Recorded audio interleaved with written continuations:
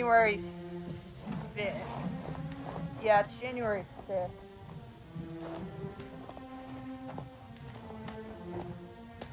(2026). Did you know that this is your year?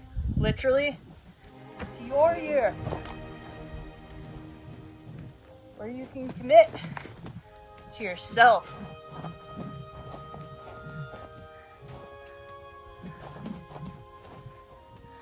To your goals, your dreams, your priorities, all of it. It's your year to get more sovereign.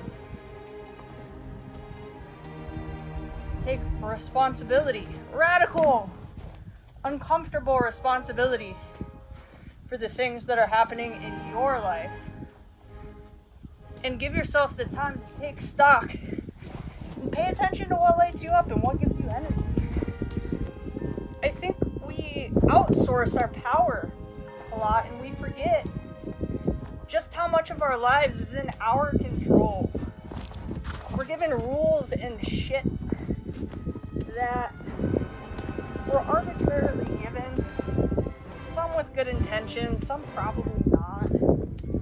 And I just want to invite you in this year where I think things might get a little chaotic, like a little bit with how ridiculous things have gotten,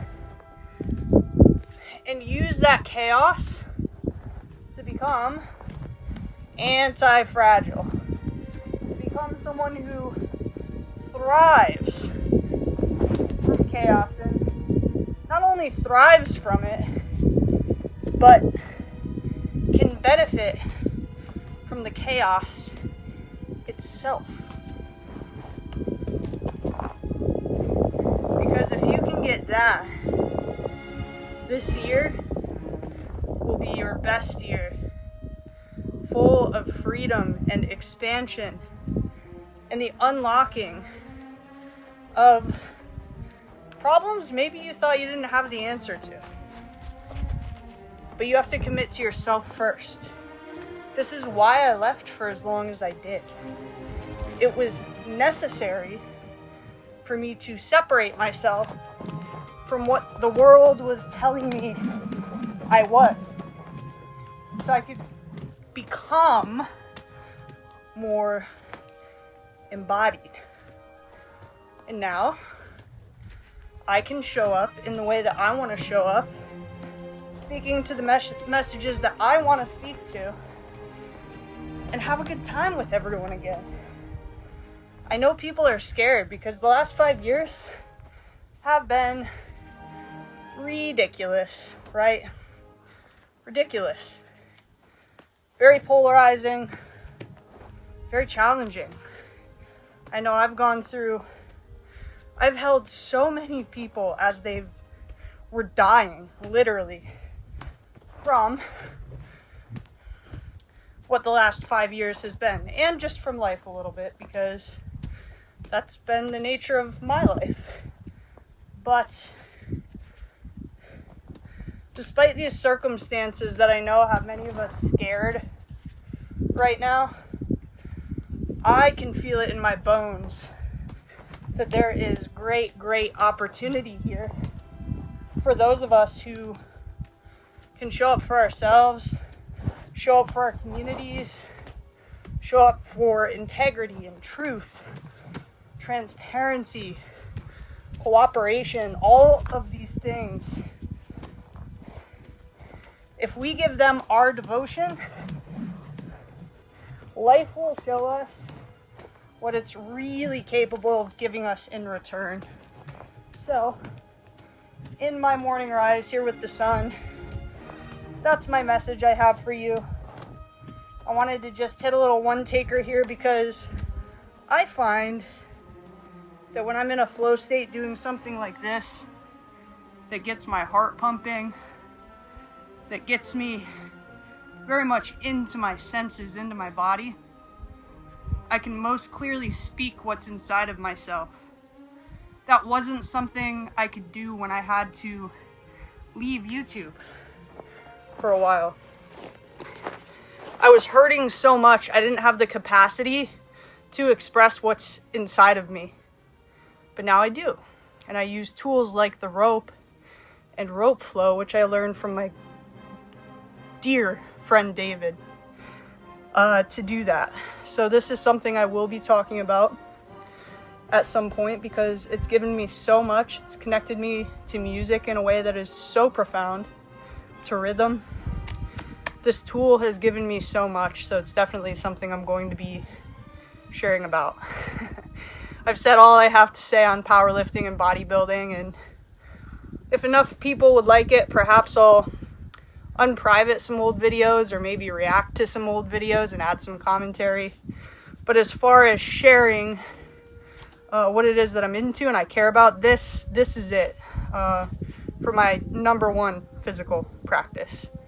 There are other things I do as well, but this is the keystone for me, and definitely something I want to talk about. The rope is such a basic tool, a basic primitive tool that gives us so much. Think David and Goliath, right?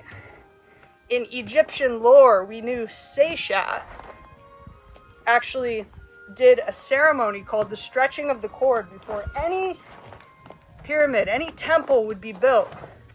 The proportions of the temple were perfectly laid out by Seshat with a rope first.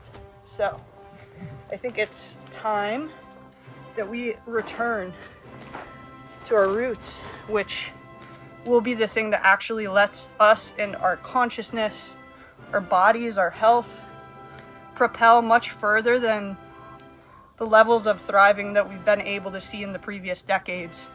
Information is being shared now that is incredibly powerful for our own self-development, and that's what I've been just enamored and obsessed with since leaving 6 years ago.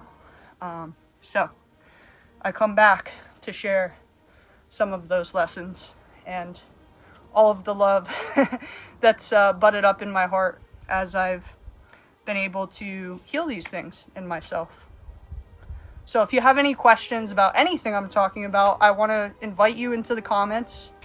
As long as you keep it kind, you are so welcome to have whatever dialogue you want. I want your feedback. I just need this to be a space that fosters growth, even if it's in disagreement or skepticism or anything like that. So please do respect that. And that's all I have to say for this morning. Didn't get to see the sun a lot this morning, but the benefits are still here. I have grounding plugs in my shoes, so even though it's cold, even though it's winter, I'm grounded, I feel good, and I'm clear and centered. I'm in my center from a practice like this. So even if you're commenting just to tell me that this is something you're interested in or a story about your own life or whatever, again, I welcome you to start a dialogue. I've come back to this channel so we could have a dialogue. And with that, Bailey demands breakfast. Don't you, girl? I'll see you guys again soon. What do you think? What do you think? Oh, girl. All right, we're going.